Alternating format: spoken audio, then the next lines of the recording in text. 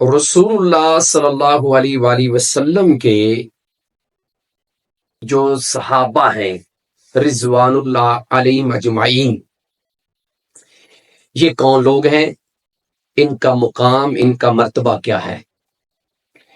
قرآن کریم میں ان کی جو شان یا ان کی جو فضیلت بیان ہوئی ہے وہ قرآن کی متعدد آیات سے آیا ہے۔ صحابی کہتے کسے ہیں؟ پہلے تو ہمارے ذہن کے اندر یہ بات ہونی چاہیے۔ عام طور پہ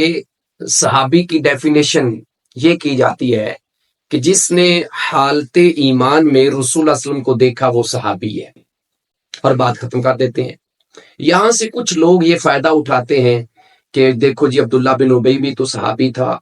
یا اس طرح کئی جو مرتد بعد میں ہو گئے وہ بھی تو صحابہ تھے۔ صحابی کی جو اصل ڈیفینیشن ہے آج کے دور میں، جب ہم کہتے ہیں نا کہ اللہ کے پیغمبر اسلام کا ہر صحابی جو ہے وہ جنتی ہے اور ہر صحابی سے اللہ راضی ہے، تو یہ بات سمجھ لیں کہ اس وقت وہ صحابی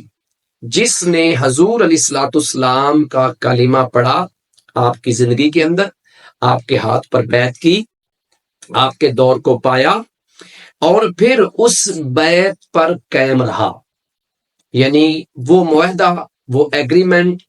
جو رسول اللہ علیہ وسلم کے ساتھ اس نے کیا، کلمہ پڑھ کے اسلام قبول کر کے، اور اسی معاہدے کے اوپر، اسی ایگریمنٹ کے اوپر اور اسی بیعت کے اوپر اس کی وفات ہوئی یا شہادت ہوئی، تو ایسا صحابی اس پہ اللہ راضی ہو چکا ہے اور وہ اللہ پہ راضی تھا، اور ایسے بندے کے لیے اللہ نے جنت تیار کر رکھی ہے۔